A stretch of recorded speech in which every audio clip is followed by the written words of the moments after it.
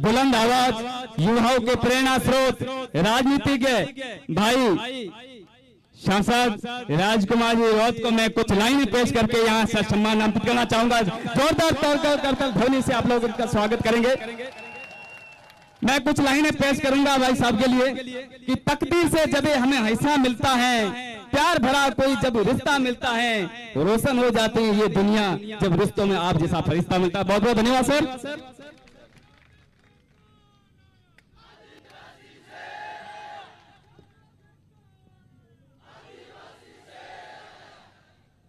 सभी साथियों को जय जोहार। थकान हो रही है क्या? पक्का? कैसा महसूस हो रहा है? बहुत शानदार। पहली बार आज आदिवासी विश्व आदिवासी अधिकार दिवस के उपलक्ष्य में जो हर वर्ष 12-13 सितंबर के आसपास मनाया जाता है, मारवाड़ के साथियों के द्वारा इस क्षेत्र के साथियों के द्वारा इस विश्व आदिवासी अधिकार दिवस के उपलक्ष्य में आयोजित कार्यक्रम, इस कार्यक्रम में एक सुनहरा अवसर मिला है। आज ऐसा संजोग बैठा है कि यहां पर हर विचारधारा का साथी बैठा हुआ है। विश्व आदिवासी अधिकार दिवस है, लेकिन हर समाज का साथी यहां बैठा हुआ है, प्रतिनिधित्व करने वाला, इस क्षेत्र का प्रतिनिधित्व करने वाला।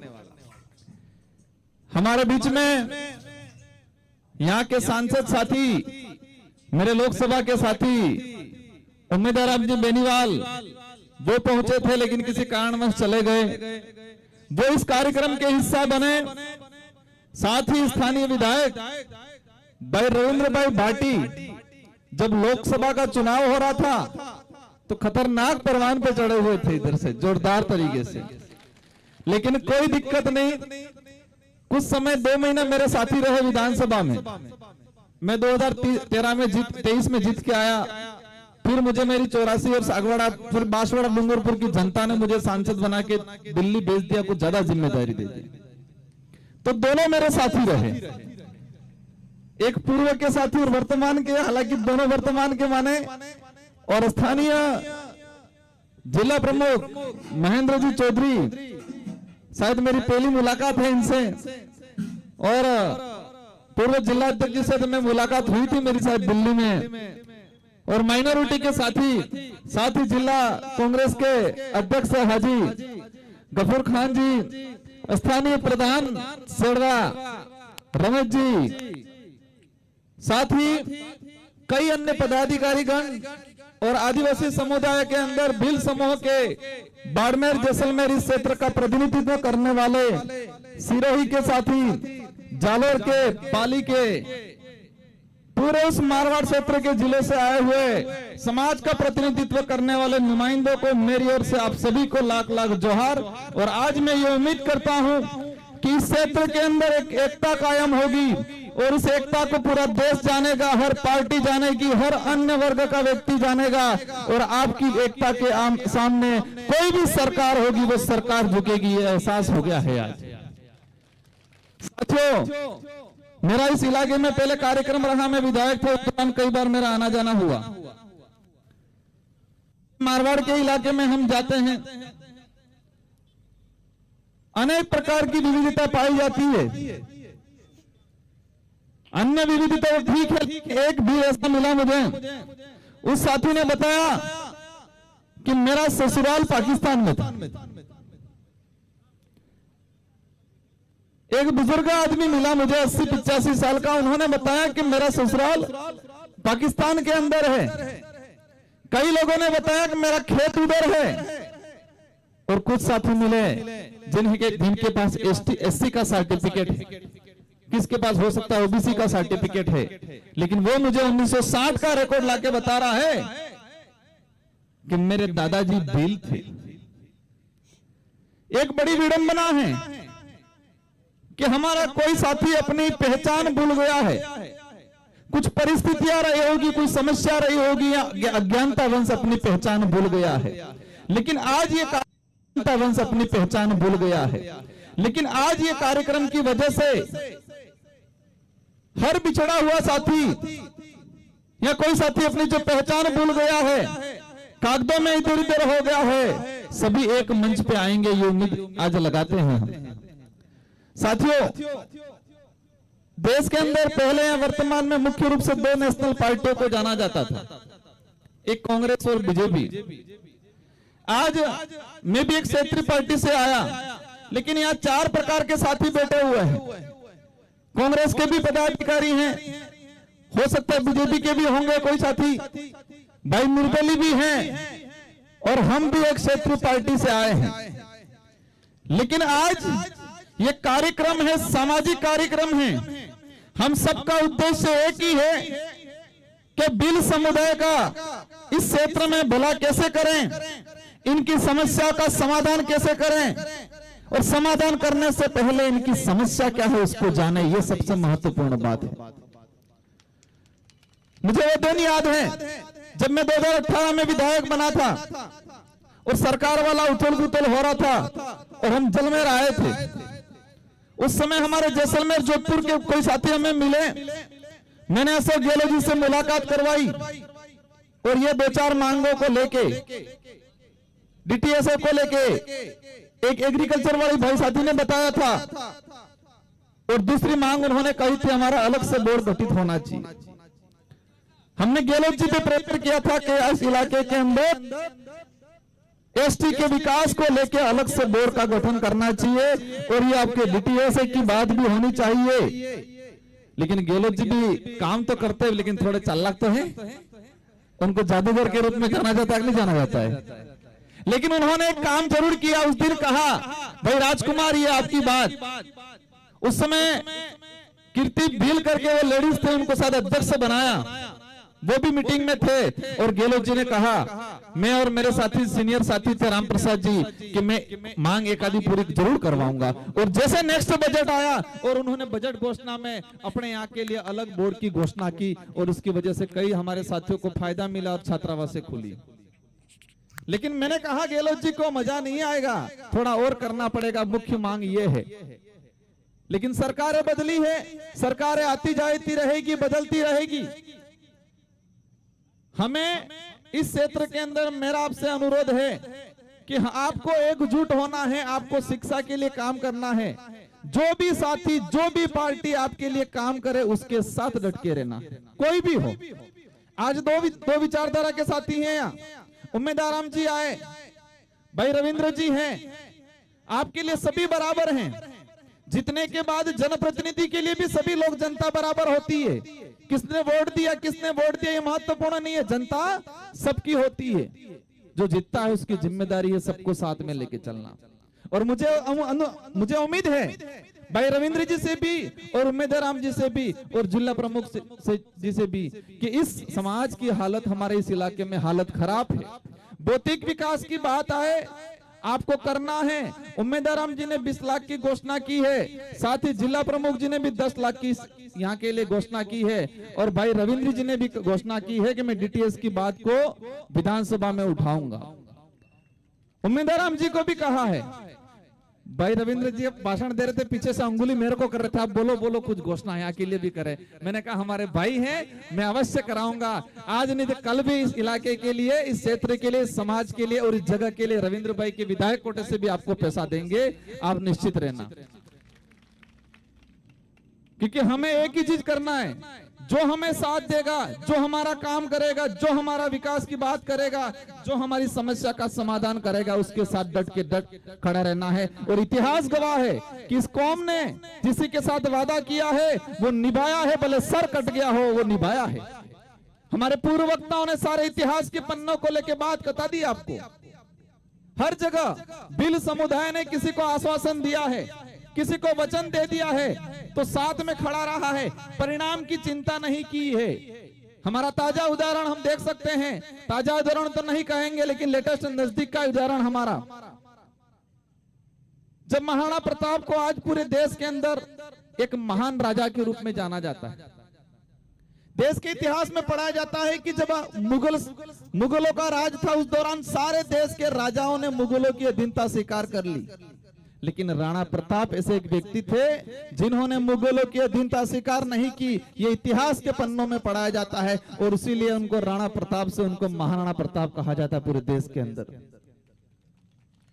लेकिन उस इतिहास के तह में जाएं, उस समय उनके साथ कंधे से कंधा मिला के कौन खड़ा था?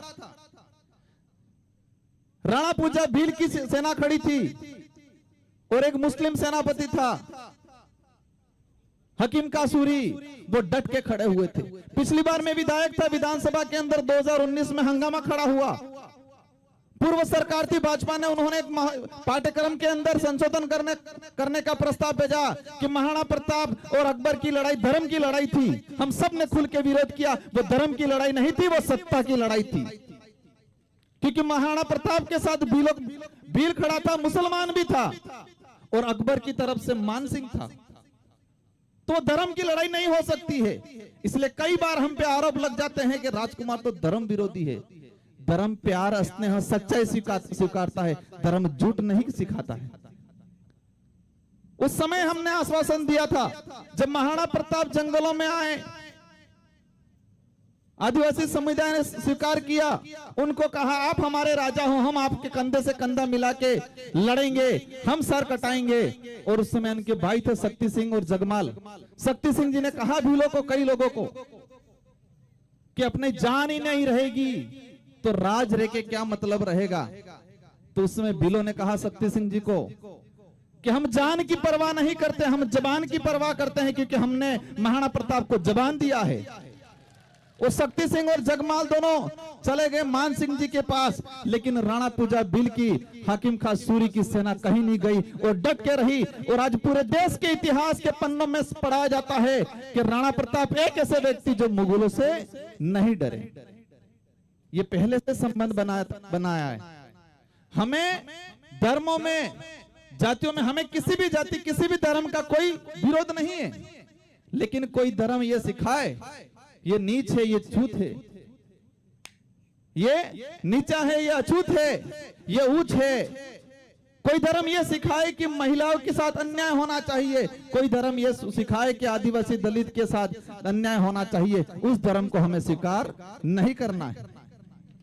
आज देश के अंदर जो माहौल बना हुआ है, देश में बेरोजगारी की बात नहीं हो रही है, देश में शिक्षा की बात नहीं हो रही है, देश के अंदर भुखमरी की बात नहीं हो रही है, देश के अंदर हमारे जो संसाधन खत्म हो रहे हैं उसकी बात नहीं हो रही है, देश कर्जे में डूबा जा रहा है उसकी बात नहीं हो रही है।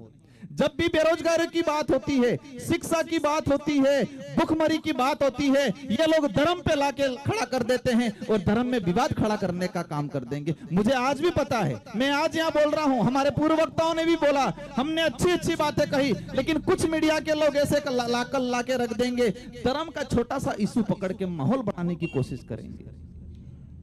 हम किसी का विरोध नहीं करते, लेकिन हम, हमारी आइडेंटिटी है, हमारी पहचान है, उसको बचाए रखना हमारी जिम्मेदारी है। और उस जिम्मेदारी के लिए संविधान भी हमको प्रोटेक्ट करता है, ये हमारा फर्ज है और हम बखूबी इस लाइन को लड़ेंगे, इस लड़ाई को लड़ेंगे।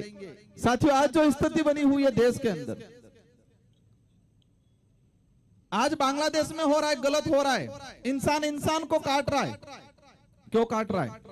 क्योंकि धर्म के नाम से जहर फैला हुआ है। वहां मणिपुर के अंदर आदिवासी मारा गया, मैतेई समुदाय और कुकी समुदाय, दोनों समुदाय आदिवासी आपस में लड़े गए, लड़े ठीक है, आपस में मार के खा रहे, ये कंडीशन बन गई।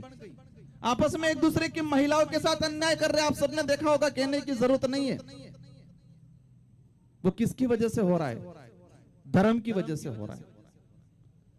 देश में वर्तमान एक ही माहौल बना हुआ है, जो एसटी, एससी, ओबीसी या दलित या जो भाईचारे से रहने वाला समाज है उसको आपस में लड़ाओ।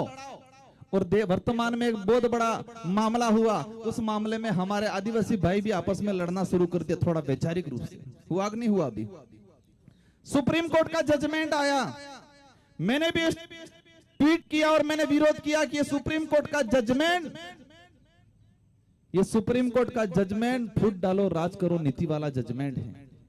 बाड़मेर की तरफ से भी कमेंट आए कि राजकुमार जी थोड़ा गलत बोल रहे हैं। आए कि नहीं आए थे? मुझे तकलीफ नहीं है, क्योंकि आपको इसकी सच्चाई नहीं पता, इसलिए किसी साथी ने किया होगा। वो जजमेंट क्या कह रहा है? वो जजमेंट ये कह रहा है कि कोटे में कोटा करेंगे, क्रिमिनल लागू करेंगे। सुप्रीम कोर्ट का जजमेंट आया, पूरे देश में माहौल बना। अंत में होता क्या है, एसटी एससी के लोग ही आपस में टकराने लग गए। कुछ लोगों ने समर्थन किया, कुछ ने विरोध किया। वो जजमेंट ये कह रहा है कि राजस्थान के अंदर उपजातियों में विभाजन हो जाए, भील अलग हो जाए, गरासिया अलग हो जाए, संथाल अलग हो जाए, सहरिया अलग हो जाए, मीणा अलग हो जाए, डामोर अलग हो जाए। सुनने में अच्छा लगता है, लेकिन राजस्थान के अंदर ही मीणाओं का अलग हो गया, स्वीकार है, अच्छा लगेगा हमको, क्योंकि हमको अवसर मिलेगा।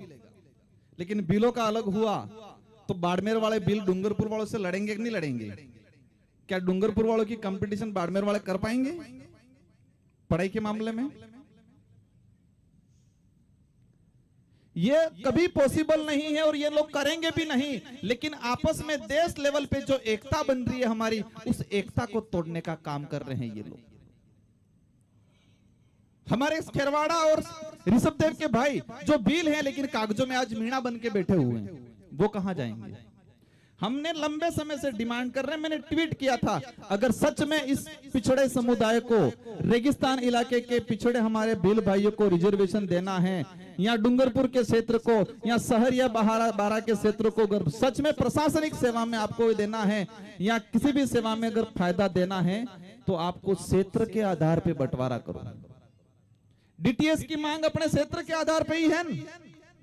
रेगिस्तान इलाके के अंदर रहने वाले ट्राइबलों को अलग से रिजर्वेशन दिया जाए, वहां से लगा के सिरोही तक का इलाका अलग से छटनी कर दिया जाए। इसके अंदर जितने एसटी की संख्या है 12% में से अगर 4%, 5% है, 5% अलग कर दिया जाए। वो ठीक रहेगा कि आपस में लड़ने वाला ठीक रहेगा? यहाँ के हमारे बिलों को मिलेगा, लेकिन मध्य प्रदेश के अंदर तो बिल बाहर हो रहा है। आपस में लड़ाने का। सेकंड नंबर पे कह रहे क्रिमिनल लागू करेंगे, मार साहब बन गए नौकरी, उनके बच्चों को आरक्षण नहीं मिलेगा, ये कह रहे हैं। अब आरक्षण पे कुटाराघात होगा तो मार साहब लड़ाई लड़ेंगे, आपको जागरूक कराएंगे। आज ये कार्यक्रम सफल बनाया, हम सबको बुलाया। ये शिक्षित वर्ग, नौकरी पैसे वाला वर्ग नहीं होता क्या हमको यहाँ बुलाते? ये हम आपको और हम सबको मिलाने का काम, इन सबको हमको मिलाने का काम शिक्षित वर्ग, नौकरी वाले पैसे वाले लोगों ने किया ना जी। लेकिन वो सुप्रीम कोर्ट का जजमेंट कह रहा है क्रिमिनल लागू करेंगे, जो एक बार जिसको नौकरी मिल गई उसके बच्चों को नहीं मिलेगी। अब मार साहब तो नौकरी लग गए, तो मार साहब इनके बच्चों को क्या बनाने के लिए तैयारी करा रहे हैं? या तो आरएस बनाएंगे, आईएएस बनाएंगे, डॉक्टर बनाएंगे, उसके लिए तैयारी करवा रहे हैं। अब थर्ड ग्रेड बन गए, अब बच्चा कुछ नहीं बनेगा। जब आरक्षण पे कुठाराघात होगा, सबसे पहले पता किसको लगेगा? जो गांव में खेती कर रहा है उसको पता चलेगा, कि पढ़ा लिखा नौकरी कर रहा है उसको पता चलेगा। मुझे एक बात बताओ कि जब भी आरक्षण पे कुठाराघात हुआ तो सबसे पहले किसको पता चलेगा? जो नौकरी कर रहा है, समझदार है, उसको पता चलेगा। गांव में मजदूरी कर रहा है उसको पता चलेगा। और नौकरी वालों को पता चला कुठाराघात हो रहा है, लेकिन इसको ये दिमाग में आएगा वैसे मेरे को नहीं मिलने वाला है, आपको बताएगा और नहीं बताएगा, आप लड़ पाओगे? देश के हालात ऐसे हैं। मैंने भी लोकसभा में क्वेश्चन लगा के निकलवाया है। जितने IIT कॉलेज हैं, जितने जो IIT हैं, इन IIT में एसटी का प्रतिनिधित्व 0.60% है। जितने विश्वविद्यालय हैं, इन विश्वविद्यालय में प्रोफेसर एसटी का 2% है। इसी कंडीशन एससी की है। हम उच्च पदों पे जा ही नहीं पाए, हम थर्ड ग्रेड बनते ही लड़ना शुरू कर दिया। आपस में लड़ाने वाले लोगों ने, और हमने इनको मान लिया। हमें ओनली फॉर डीटीएस चाहिए, यही चाहिए ना। और उसको लेके लास्ट इधर गंगानगर से लगा के आपके जालोर तक एकजुटता बनाओ और आंदोलन तैयार करो, घर टू घर आंदोलन तैयार करो, घर घर पे लगना चाहिए। और आपने एक भाई ने बोला था डीटीएस है तो वोट है, डीटीएस नहीं है तो वोट नहीं है। ये मुहिम चलानी पड़ेगी, हम सब साथ देंगे। मुझे उम्मीद है हमारे मंच पे बैठे हुए अन्य पार्टी के साथी भी साथ देंगे। इसमें किसी को नुकसान नहीं है, किसी को नुकसान थोड़ी है, किसी पार्टी को नुकसान नहीं है, किसी समुदाय को नुकसान नहीं है, एसटी एसटी को भी अंदर नुकसान नहीं है। ये डिमांड है हमारी, उस डिमांड को पुरजोर तरीके से हमको आगे ले जाना है।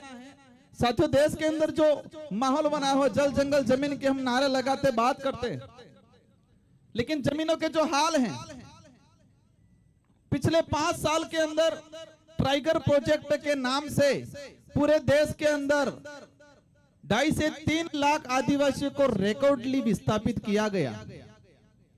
रिकॉर्डली कागजों में सरकार का आंकड़ा है। अब आप समझ लो, रिकॉर्डली अगर 3 लाख आदिवासी विस्थापित हुए तो जो वहां पर बिलाना या फॉरेस्ट में बिना रिकॉर्ड के कितने लोग रह रहे होंगे?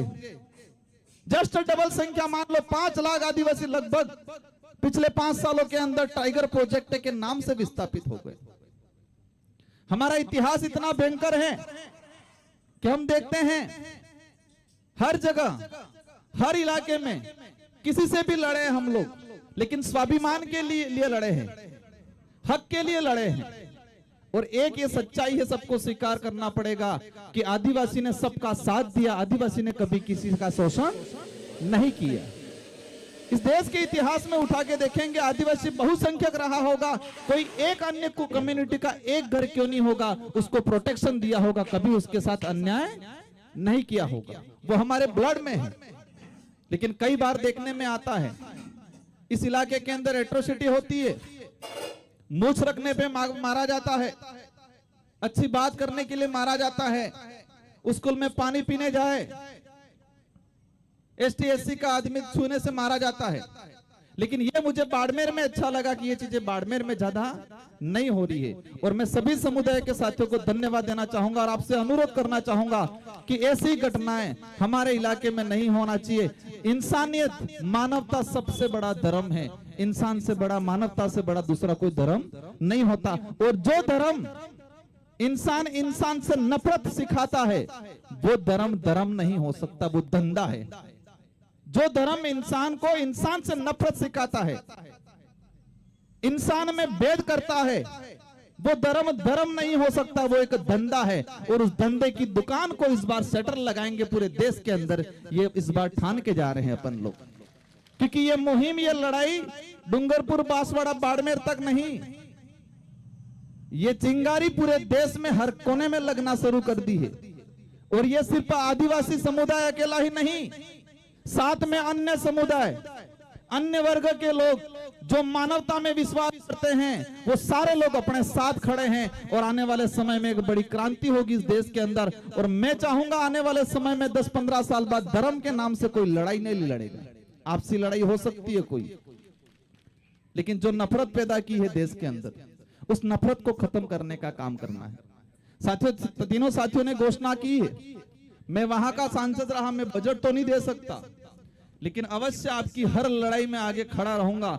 और मैं, मेरे साथी भाई रविंद्र जी है, उनको भी हाथ पकड़ के कहूंगा, हमारे समुदाय के, हमारे क्षेत्र के लिए करना पड़ेगा पूरा। जिला प्रमुख जी हैं, साथ ही हमारे सांसद महोदय हैं, उनको भी कहूंगा। और मुझे उम्मीद है कि मेरी बात को, आप सबकी बात को ये नहीं टालेंगे और आपका हर काम करेंगे। इन्हीं शब्दों के साथ आप सबको खूब खूब धन्यवाद।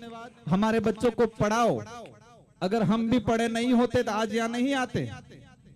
मैं पढ़ा लिखा नहीं होता, मैं विधायक बना दिया होता, यहाँ सांसद बना दिया होता, मैं विधायक गिरी, सांसद गिरी नहीं निभा पाता। इसलिए बच्चों को पढ़ाओ। एक टाइम एक रोटी कम खाओ चल जाएगा, एक टाइम नहीं खाओ चल जाएगा, लेकिन बच्चों को पढ़ाओ। बस बच्चा पढ़ेगा, कहीं नहीं रुकेगा, अपना इतिहास जानेगा, और अपना इतिहास जानेगा अपनी ताकत जानेगा, और अपनी ताकत जानेगा तो एकत्रित होगा, और एकत्रित होगा तो हर मुसीबत से लड़ने के लिए तैयार हो जाएगा। इन्हीं शब्दों के साथ आप सबको खूब खूब धन्यवाद। मैं अंत में आप सभी से एक अनुरोध करना चाहूंगा कि बाड़मेर से, जालोर से लगा के जोधपुर से आगे हनुमानगढ़ गंगानगर तक एकजुटता बननी चाहिए। और हमें यह तय करके रखना है, मानवता सबसे बड़ा धर्म है, प्रकृति सबसे बड़ा भगवान है, उन्हीं को मानना है, उन्हीं को स्वीकारना है। और हमें एक क्रांति लानी है इस क्षेत्र के अंदर। शिक्षा के क्षेत्र में हमको पढ़ना है। आज भले भील कमजोर है यहाँ, लेकिन 15-20 साल बाद यहाँ हर गांव में एक IAS अधिकारी निकले, ऐसा प्रयास करना है हम सब को मिलके। इन्हीं शब्दों के साथ आप सबको धन्यवाद। जय जोहार, जय भील प्रदेश, जय संविधान, जय भारत।